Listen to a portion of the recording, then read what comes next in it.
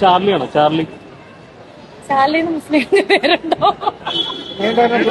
നമസ്കാരം. ഇപ്പോൾ കുറെ ദിവസങ്ങളായിട്ട് നമ്മളുടെ സോഷ്യൽ മീഡിയയിലൊക്കെ പിന്നെയും നിറഞ്ഞു നിൽക്കുകയാണ് രേണുസുതി.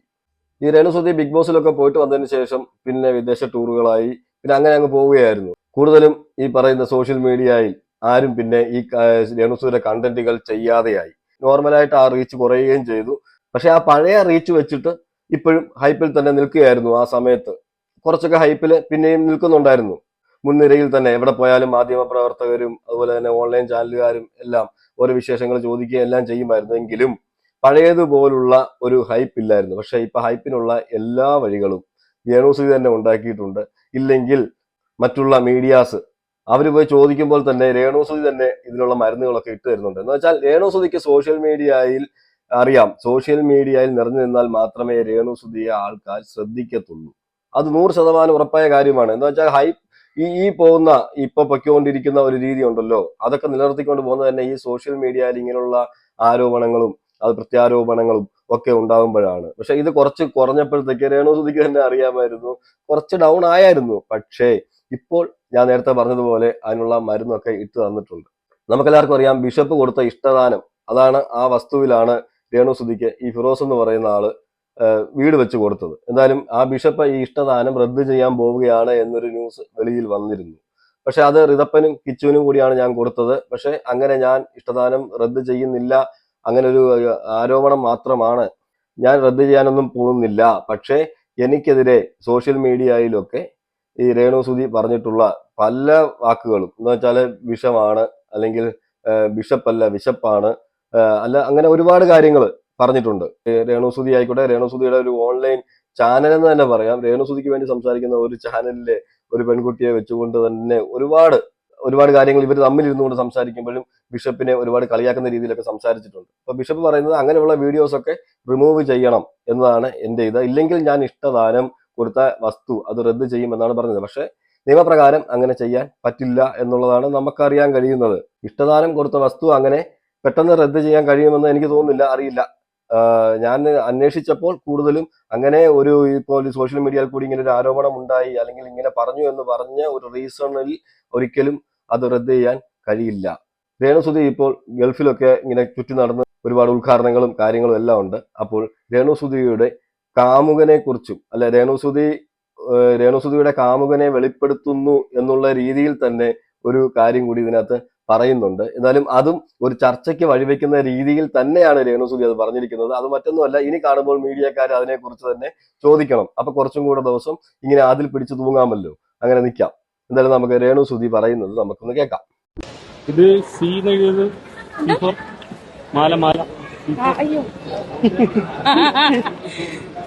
ചാർലിയാണോ? മുസ്ലിം പേരുണ്ടോ? സി എന്ന് പറയുന്ന ഒരു ലോക്കറ്റ് ഇട്ടിട്ടുണ്ട് കഴുത്തില്. അപ്പൊ അതിനെക്കുറിച്ച് ചോദിക്കുമ്പോൾ ചാർലി ആണോ എന്ന് ഈ മീഡിയക്കാർ ചോദിക്കുന്നുണ്ട്. അത് കാണിക്കാൻ വേണ്ടി തന്നെയാണ് വെളിയിലേക്ക് എടുത്തിട്ടതും. അതിനെപ്പറ്റി ഇനി ചർച്ച ആവണമല്ലോ. പക്ഷെ അവിടെ രേണുസുതി പറയുന്ന ഒരു കാര്യമുണ്ട്. സി എന്ന് പറഞ്ഞാൽ വലിയ മുസ്ലിം നാമധാരികൾക്ക് അങ്ങനെ ഒരു പേര് സി വെച്ച് ഉണ്ടോ എന്നുള്ളത് എന്നാണ് ചോദിക്കുന്നത്. സി വെച്ച് മുസ്ലിം നാമധാരികൾക്ക് പേരൊക്കെ ഉണ്ട്, ഓക്കെ. പക്ഷെ ഞാൻ സ്നേഹിക്കുന്നത്, അല്ലെങ്കിൽ ഞാൻ വിവാഹത്തിലേക്ക് പോവുകയാണെങ്കിൽ ഞാൻ ഇനി ഒരു മുസ്ലിമുമായിട്ടാണ് കമ്പനി, അല്ലെ ഞാൻ ഒരു മുസ്ലിമുമായിട്ടാണ് സ്നേഹം എന്ന് പബ്ലിക്കിലേക്ക് ഇൻഡയറക്റ്റ് ആയിട്ട് അറിയിച്ചു കഴിഞ്ഞു. കാരണം അവിടെ ഈ ഒരു ചോദ്യത്തിന് ഉത്തരം അതല്ല. സത്യത്തിൽ എന്താണ് സി എന്ന് ചോദിച്ചാൽ അതിന് എത്രയോ ഉത്തരങ്ങൾ പറയാം. പക്ഷെ അവിടെ രേണുസുതി ഇട്ട് തന്ന ഒരു കച്ചിത്തുരുമ്പാണ് മീഡിയയ്ക്ക്. എന്ന് വെച്ചാൽ ഇനിയുള്ള ദിവസങ്ങളിൽ കാണുമ്പോൾ ആ സി ആരാണ്, ഏതാണ് മുസ്ലിം പയ്യൻ എന്നൊക്കെ തിരക്കി അതിന് പുറകെ നടക്കണം, അതിന്റെ പേരിൽ ഒരു വിവാദം ഉണ്ടാക്കണം, നിറഞ്ഞു നിൽക്കണം. ഇത് തന്നെയാണ് ഈ മാഡത്തിന്റെ ഉദ്ദേശവും. ഞാൻ നേരത്തെ പറഞ്ഞതുപോലെ ഈ സോഷ്യൽ മീഡിയ വഴിയാണ് ഈ രേണുസുതി മുന്നോട്ട് വന്നത്. അപ്പൊ സോഷ്യൽ മീഡിയയിൽ കുറച്ച് ഡൗൺ ആവുമ്പോൾ ഹൈപ്പ് ആകാൻ എന്തെങ്കിലുമൊക്കെ വേണമല്ലോ. എപ്പോ ചോദിച്ചാലും ഈ മീഡിയക്കാർ ചോദിക്കുന്നതാണ്, കിച്ചു വിളിച്ചോ?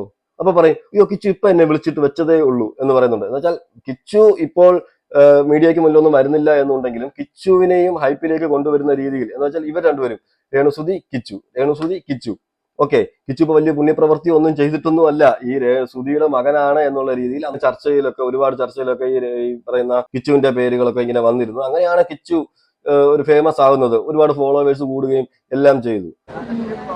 എനിക്ക് ഇത്തവണ ചെന്നപ്പോഴാണ് അവര് ബ്രാൻഡ് അംബാസിഡർ ആക്കുന്നത്. ഒഫീഷ്യലായിട്ട് ബാച്ചിലേഴ്സിന്റെ ബ്രാൻഡ് അംബാസിഡർ ആണ്. അവരുടെ പുതിയ ഔട്ട്ലെറ്റ് വരുന്നുണ്ട്. അതിന്റെ എല്ലാം ഇനോഗ്രേഷൻ ഞാൻ തന്നെയാണ്. പെരുന്നാൾ കഴിഞ്ഞ് ചെല്ലണം. അപ്പം ഭയങ്കര സന്തോഷം. വളരെ സന്തോഷം. ഒരു ഇനോഗ്രേഷൻ ഒക്കെ നടത്താൻ ഇനി ഒരു കമ്പനിയുടെ ബ്രാൻഡ് അംബാസഡർ ഒക്കെ ആക്കിയിട്ടുണ്ട്. അതിലൊക്കെ നമുക്ക് സന്തോഷം തന്നെ ഉള്ളൂ. മൂടില്ല. ഒന്നാമത് വിവാദം നടക്കുക വന്നപ്പോ തന്നെ തലയ്ക്ക്. കാരണം ഞാൻ ഓർത്ത് സമാധാനം ഇവിടുന്ന് പോയിക്കാൻ ഒരു പ്രശ്നം ഉണ്ടാകത്തില്ലല്ലോ, കുറച്ചു നാളത്തിന് സമാധാനമാണല്ലോ എന്ന് ഓർക്കുമ്പോൾ അവിടെ ചെല്ലുമ്പോൾ അതിലും വലിയ പ്രശ്നങ്ങൾ നടന്നുകൊണ്ടിരിക്കുവാണ്. അപ്പം അതുകൊണ്ട് ആകെ ടെൻഷൻ. ഞാൻ കുറച്ച് ഇപ്പൊ നല്ല അത് സത്യം. കാരണം പണ്ടൊക്കെ കുഞ്ചാക്ക ബോബനും എന്താ പറയാ ശാലിനി ചേച്ചിക്കും ഒക്കെ, ചാക്കോച്ചനും ശാലിനി ചേച്ചിക്ക് ചെറിയ എന്തെങ്കിലും ഒരു ഗോസിപ്പ് മതിയായിരുന്നു. എന്തെങ്കിലുമൊക്കെ ഗോസിപ്പ് കേട്ടാൽ മതി പഴയ നടന്മാർക്കും നടിമാർക്കും. ഇപ്പൊ ഈ സോഷ്യൽ മീഡിയ ഉള്ള എനിക്ക് എന്നാ തൊട്ടാലും വിവാദം. കുഞ്ചാക്ക ബോബനെയും ശാലിനിയുമാണ് ഉദാഹരണമായിട്ട് എടുത്ത് കാണിക്കുന്നത്. ഞാനും അതുപോലൊക്കെ തന്നെയാണ്. ഞാനൊന്ന് മിണ്ടിയാൽ അത് കണ്ടന്റ് ആണ്, അല്ലെങ്കിൽ അതൊരു ഗോസിപ്പാണ്, ഞാനെന്തോ വലിയ സംഭവമാണ് എന്ന്. പിന്നെ അത് നേരത്തെ ഉണ്ട്, മനസ്സിലുണ്ട്, ഞാനെന്തോ ഒരു വലിയ സംഭവമാണ് എന്നുള്ളത് മനസ്സിലുണ്ട്. അത് ഒന്നും കൂടി ഒന്ന് പബ്ലിക്കിലേക്ക് ഇട്ട് തരികയാണ്. ഞാൻ നിങ്ങളൊന്നും ഉദ്ദേശിക്കുന്ന ആളൊന്നുമല്ല. ഞാൻ വേറെ തലത്തിലേക്ക് തന്നെ ഞാൻ പോയി കഴിഞ്ഞു. ഇനിയിപ്പം മീഡിയക്കാർ വന്ന് സംസാരിച്ചാൽ എന്താ ഇല്ലേലെന്താ, എനിക്കൊന്നും സംഭവിക്കാനില്ല എന്ന് വെച്ചാൽ സാമ്പത്തികപരമായിട്ടും എല്ലാം എനിക്കൊന്ന് സെറ്റിൽ ആയിട്ടുണ്ടെന്ന്. അതൊക്കെ നല്ല കാര്യമാണ്, ഇല്ലെന്ന് നമ്മൾ പറയുന്നില്ല. പക്ഷെ ഈ മീഡിയയുടെ മുന്നിൽ വന്നിട്ട് ഇങ്ങനെയുള്ള ഈ നാടകം കളിക്കുമ്പോൾ, ഈ തള്ളുമ്പോഴാണ് നമുക്ക് ഇങ്ങനെയുള്ള വീഡിയോസ് ഒക്കെ ചെയ്യേണ്ടി വരുന്നത്. എന്താ വെച്ചാൽ ഞാൻ ഇതൊന്നും കാണാറില്ല, ഞാൻ വീഡിയോസ് ഒന്നും കാണാറില്ല, എനിക്കെതിരെ വരുന്നൊന്നും കാണാറില്ല, അല്ലെങ്കിൽ ഞാൻ ശ്രദ്ധിക്കാറേ ഇല്ല എന്നൊക്കെ പറയും.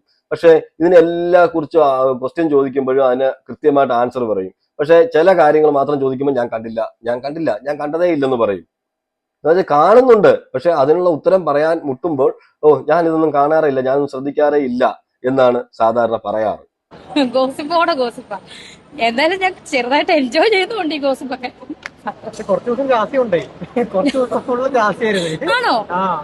നന്നായി.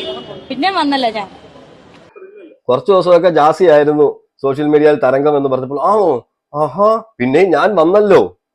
ഞാൻ നേരത്തെ പറഞ്ഞതുപോലെ നിങ്ങൾക്ക് ആലോചിച്ചങ്ങ് മനസ്സിലാവും. എന്ന് വെച്ചാൽ ഞാൻ കുറച്ച് പിന്നിലേക്കായിരുന്നു, ഇപ്പൊ ഞാൻ പിന്നെയും മുന്നോട്ട് വന്നല്ലോ. ഞാനായിട്ട് തന്നെ കണ്ടന്റുകൾ ഇങ്ങനെ തന്നുകൊണ്ടേയിരിക്കും. ഇനി അതിനുള്ള കണ്ടന്റാണ് ഞാൻ നേരത്തെ പറഞ്ഞതുപോലെ ഈ സി എന്ന് പറയുന്ന ഒരു അക്ഷരം, ലോക്കറ്റ് ഇങ്ങനെ മാലയായിട്ട് ലോക്കറ്റ് ഇട്ടുകൊണ്ട് വെളിയിലേക്ക് വന്നതും, അതുപോലെ അവർ ചോദിക്കുമ്പോൾ അതെന്തായാലും ചോദിക്കും, ഈ നിൽക്കുന്നവരെന്താണെങ്കിലും ചോദിക്കുമല്ലോ. ചോദിച്ചപ്പോഴത്തേക്ക് അതൊരു മുസ്ലിം നാമധാരി അങ്ങനെ ഉണ്ടോ, അങ്ങനെ ഒരു പേരുള്ള മുസ്ലിം ഉണ്ടോ എന്നൊക്കെ ഉള്ള ചോദ്യങ്ങളൊക്കെ അങ്ങോട്ട് തന്നെ അങ്ങ് ചോദിച്ചത്. എന്ന് വെച്ചാൽ ഇനി ഞാൻ നേരത്തെ പറഞ്ഞ പോലെ കാണുമ്പോഴത്തേക്ക് എല്ലാവരും ചോദിക്കുമല്ലോ, ആരാണ് ആ പയ്യൻ, ആരാണ് ആ സി, ആ മുസ്ലിം നാമധാരി ആരാണ്, നിങ്ങൾ പ്രണയിക്കുന്ന മുസ്ലിം നാമധാരി ആരാണ്. ഇനി കുറച്ച് ദിവസം അതിന്റെ പുറകെ പോകും. അത് കഴിയുമ്പോൾ ലാസ്റ്റ് പറയും ഞാൻ അങ്ങനെ പറഞ്ഞിട്ടേ ഇല്ല, അല്ലെങ്കിൽ എനിക്ക് അങ്ങനെ ഒരു സംഭവമേ ഇല്ല, ഞാൻ അങ്ങനെ പ്രണയമേ ഇല്ല എന്ന് പറയും. കുറച്ച് ദിവസം കഴിയുമ്പോൾ പറയും ഞാൻ കല്യാണം കഴിക്കും, എനിക്ക് പ്രണയമുണ്ട് എന്ന് പറയും. എന്നാൽ മാറ്റിയും മറിച്ചും എല്ലാം പറഞ്ഞുകൊണ്ടേയിരിക്കും. ഇത് തന്നെയാണ് നേരത്തെയും രേണുസുതി, ഇപ്പോഴും രേണുസുതി അങ്ങനെ തന്നെയാണ്. രേണുസുതി പറയുന്നതിൽ 70%, ഞാൻ നേരത്തെ എന്റെ വീഡിയോകളിലൊക്കെ പറഞ്ഞിട്ടുണ്ട്, 70% കള്ളത്തരമാണ്.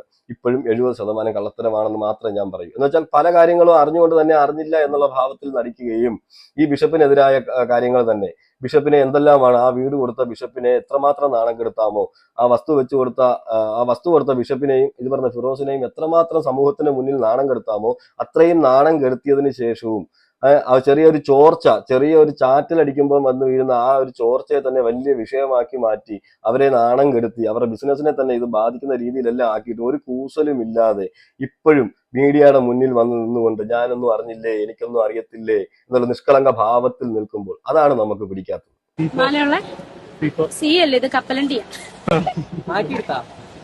ഇത് കപ്പലണ്ടിയാണ്. അങ്ങനെയൊക്കെ എഴുതിക്കോ. വില കൂടിയ ഡയമണ്ട് കിട്ടുന്നത് കപ്പലണ്ടിയാണോ കശുവണ്ടിയാണോ? ക്യാഷ്നട്ട്. സി എന്നുള്ളത് ഇത് കപ്പലണ്ടി ആണ് എന്നാണ് പറയുന്നത്. കപ്പലണ്ടി ഇങ്ങനെയാണോ ഇരിക്കുന്നതെന്ന് എനിക്കറിയത്തില്ല. ഇനി ഗൾഫിലൊക്കെ ഉള്ള കപ്പലണ്ടി ഇനി അങ്ങനെ ആയിരിക്കും ഇരിക്കുന്നത്. എന്നാലും അവിടെ തിരുത്തി കൊടുക്കുന്നുണ്ട്, കശുവണ്ടി ആണ് എന്ന് പറയുന്നുണ്ട്. വേണമെങ്കിൽ അതും ഒരു കണ്ടന്റ് ആക്കി കളയും. എന്താന്ന് വെച്ചാൽ ഞാൻ അത് അന്ന് അറിഞ്ഞുകൊണ്ട് പറഞ്ഞതാണ്, അങ്ങനല്ലേ കണ്ടന്റ് ഉണ്ടാവൂ എന്നൊക്കെ പറഞ്ഞു കളയും. പക്ഷെ എന്തായാലും കശുവണ്ടിയെയും കപ്പലണ്ടിയും പോലും തിരിച്ചറിയാൻ പറ്റത്തില്ല എന്നുള്ളത് നമുക്ക് ഇതിൽ നിന്ന് മനസ്സിലാവുന്നുണ്ട്. പക്ഷെ അതൊരു കണ്ടന്റ്. ഇപ്പൊ നമ്മൾ വേറെ ആൾ ചോദിക്കും അങ്ങനെ എന്താണ് പറഞ്ഞതെന്ന് ചോദിച്ചു കഴിഞ്ഞാൽ പറയും ഞാനത് കണ്ടന്റിന് വേണ്ടിയാ പറഞ്ഞതെന്ന് പറഞ്ഞു കളയും. അപ്പൊ മറ്റേ അച്ഛനെതിരെ നിയമ പോരാട്ടം നടത്തുവോ? എന്താണ് അടുത്ത പ്ലാൻ? ഞാനൊന്നും അറിഞ്ഞില്ല. വീടെടുത്ത് മാറാൻ ഇതുണ്ടോ, പ്ലാൻ ഉണ്ടോ? എന്താ പുതിയൊരു വീട്ടിലേക്ക് മാറാൻ പ്ലാൻ ഉണ്ടോ? മറ്റേ ഇതിനെല്ലാം ഉള്ള മറുപടി നമ്മുടെ ക്രൈം ഫയലിനകത്ത് നമ്മുടെ അച്ഛനില്ലേ വിജയരാഘവേട്ടൻ അച്ഛന്റെ ഇതില് പിന്നെ ഫാദർ ക്ലെമന്റ് കാളിയാറ്. അദ്ദേഹം പറഞ്ഞ ഡയലോഗ് എനിക്ക് പറയാനുള്ളൂ. നിങ്ങൾ ഊഹിച്ചോ. പൊക്കോ അതിന്റെ ഡയലോഗ് അതൊക്കെ ഉണ്ട്. പൊക്കോ വിട്ടോ, അതാണ് ഡയലോഗ്. ഓക്കെ, വിട്ടോ അതാണ് ഡയലോഗ്. അപ്പൊ ഓക്കെ, ചുരുക്കം പറഞ്ഞാല് അച്ഛനെതിരെ നിയമ പോരാട്ടത്തിന് പോകുമോ എന്ന് ചോദിച്ചപ്പോഴും അച്ഛനെ ഒരുമാതിരി ആക്കുന്ന രീതിയിലാണ് അവിടെ പറഞ്ഞിരിക്കുന്നത്. ഓക്കെ, എന്നിട്ട് പറയുന്ന കാരണമുണ്ട്, ഞാൻ ഇതൊന്നും അറിഞ്ഞില്ല എന്നുള്ളത്. അതാണ് ഞാൻ ഈ പറയുന്നത് കള്ളത്തരം എന്നുള്ളത്. ഇതെല്ലാം അറിയാം, പക്ഷെ ഇതിനെക്കുറിച്ച് പ്രതികരിക്കാൻ പറ്റുന്നില്ലെങ്കിൽ ഞാനിത് കണ്ടിട്ടുണ്ട്, എനിക്കിപ്പോ പ്രതികരിക്കാൻ താല്പര്യമില്ല എന്ന് പറഞ്ഞാൽ പോരെ. പക്ഷെ ഞാൻ ഇതൊന്നും കണ്ടിട്ടില്ല, എനിക്ക് അറിയത്തില്ല, ഞാനൊന്നും കണ്ടില്ല എന്ന് വെച്ചാൽ ഈ ലോകത്തൊന്നും അല്ല ജീവിക്കുന്നത്.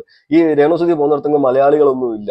അല്ലെങ്കിൽ ഇത് സോഷ്യൽ മീഡിയ ഇവിടുന്ന് ഫ്ലൈറ്റ് കയറി ദുബായിക്കോ വേറെ എവിടെയെങ്കിലും പോവാണെങ്കിൽ പിന്നെ അവിടെ എല്ലാം അറബിയായിരിക്കും വരുന്നത്. എന്താണെന്ന് വെച്ചാൽ സോഷ്യൽ മീഡിയ ഒക്കെ നോക്കുമ്പോഴത്തേക്ക് അറബിയായിരിക്കും കാണിക്കുന്നത്, മലയാളം കാണിക്കത്തില്ലായിരിക്കും. എന്തായാലും ആരും വിളിച്ചും പറയത്തില്ല, ഒന്നുമില്ല. പക്ഷെ രേണുസുതി അറിഞ്ഞിട്ടും ഇല്ല അച്ഛൻ ഇങ്ങനെ ഒരു കേസ് കൊടുക്കാൻ പോകുമെന്ന് പറഞ്ഞത് കേട്ടതും, അതുപോലെ തന്നെ അച്ഛന്റെ വീഡിയോസ് ഒക്കെ റിമൂവ് ചെയ്യണം എന്ന് പറഞ്ഞ് അച്ഛൻ പറഞ്ഞിട്ടുള്ളതും, ഇല്ലെങ്കിൽ ഒരാഴ്ചയ്ക്കുള്ളിൽ നിയമ നടപടിയുമായി മുന്നോട്ട് പോകും എന്നൊക്കെ അച്ഛൻ പറഞ്ഞിട്ടുണ്ടായിരുന്നു. അതുപോലെ തന്നെ ഞാൻ കണ്ട ഒരു വീഡിയോയിൽ ഈ രേണുസുതി തന്നെ പറയുന്നുണ്ട്, ഞാൻ അങ്ങനെ വീട്ടിൽ നിന്നൊന്നും ഇറങ്ങി കൊടുക്കത്തില്ല, എന്റെ മകന് 18 വയസ്സാകണം, 18 വയസ്സാകുമ്പോൾ കിച്ചുവും അവനും കൂടെ തീരുമാനിക്കും, ഇത് കിച്ചുവിന് മാത്രം അവകാശപ്പെട്ട വീടല്ല എന്നൊക്കെ ഒരു അഹങ്കാര ഭാവത്തിൽ പറയുന്ന ഒരു ഇന്റർവ്യൂ നിങ്ങൾ കേട്ട് കാണും. ഓക്കെ, അപ്പം അഹങ്കാരമുണ്ട്, പക്ഷെ അത് വെളിയിൽ കാണിക്കുന്നില്ല എന്നുള്ളതേ ഉള്ളൂ. ഇപ്പോൾ നമ്മളുടെ മുന്നിലെല്ലാം വന്നിട്ട് ഒരു നിഷ്കളങ്ക ഭാവത്തോടു കൂടി, അതുകൊണ്ടാണല്ലോ ഒരുപാട് പേര് ഇപ്പോഴും സപ്പോർട്ട് ചെയ്യുന്നുണ്ട്. നിഷ്കളങ്കത, ഒരു ഭർത്താവ് മരിച്ച ഒരു പെൺകുട്ടി, അതിന്റെ ജീവിതം അത് അങ്ങനെ ജീവിക്കട്ടെ എന്ന് പറയുന്നവരുണ്ട്. ഉറപ്പായിട്ടും നമ്മളും ജീവിക്കണ്ട എന്നൊന്നും പറയുന്നില്ല. പക്ഷെ സമൂഹത്തിലുള്ള തങ്ങൾക്ക് ഉപകാരം ചെയ്ത അവരെ തള്ളി പറഞ്ഞുകൊണ്ട് അവരെ സമൂഹത്തിന്റെ മുന്നിൽ കൊത്തിപ്പറിക്കാൻ ഇട്ടുകൊടുത്തിട്ട്, ഓക്കെ, അതിനുശേഷം ഞാൻ നല്ലവനായി നടിക്കുക എന്ന് പറഞ്ഞു കഴിഞ്ഞാൽ അത് നമുക്ക് അക്സെപ്റ്റ് ചെയ്യാൻ ബുദ്ധിമുട്ടുണ്ട്. എന്തായാലും ഒരുപാട് ദിവസത്തിന് ശേഷം വീണ്ടും രേണുസുതി സോഷ്യൽ മീഡിയയിലൊക്കെ നിറഞ്ഞു നിൽക്കുകയാണ്. എന്നുവെച്ചാൽ രേണുസുതിക്കും ഇത് തന്നെയാണ് ആവശ്യം. ഓക്കെ, നമുക്കതൊരു കണ്ടന്റായി കിട്ടും എന്നുള്ളത് സത്യമാണ്. ഞാൻ അത്യാവശ്യം രേണുസുതിയുടെ ഈ വീഡിയോസ് എല്ലാം കണ്ടതിന് ശേഷം എനിക്ക് ചെയ്യണമെന്ന് തോന്നിയാൽ മാത്രമേ ഞാൻ ചെയ്യാറുള്ളൂ. പക്ഷെ ഇതെനിക്ക് ചെയ്യണം എന്ന് തോന്നി, മറ്റൊന്നും കൊണ്ടല്ല. ഈ സി എന്ന് പറയുന്ന ഒരു അക്ഷരം വെച്ചിട്ട്, അതൊരു കശുവണ്ടിയാണോ അത് കപ്പലണ്ടിയാണോ എന്തോ ആയിക്കോട്ടെ, രേണുസുതിയുടെ വാക്യത്തിൽ അതൊരു കപ്പലണ്ടിയാണ്. ആ കപ്പലണ്ടിയിൽ അത് ഒരു കണ്ടന്റ് ആക്കി ഇപ്പോൾ വെളിയിൽ കൊടുത്തിട്ടുണ്ട്. എന്ന് വെച്ചാൽ അങ്ങനെ ഒരു മുസ്ലിം നാമധാരി ഉണ്ടോ എന്ന് ചോദിക്കുന്നുണ്ട്. എന്തായാലും അതും ഒരു കണ്ടന്റായി ഇനി കുറച്ച് ദിവസം ഓടും എന്നുള്ള കാര്യത്തിൽ യാതൊരു സംശയവും വേണ്ട. ഓക്കെ, എന്തായാലും നിങ്ങൾ നിങ്ങളുടെ അഭിപ്രായങ്ങൾ കമന്റ് ചെയ്യുക. മറ്റൊരു വീഡിയോയുമായിട്ട് നമുക്ക് കാണാം.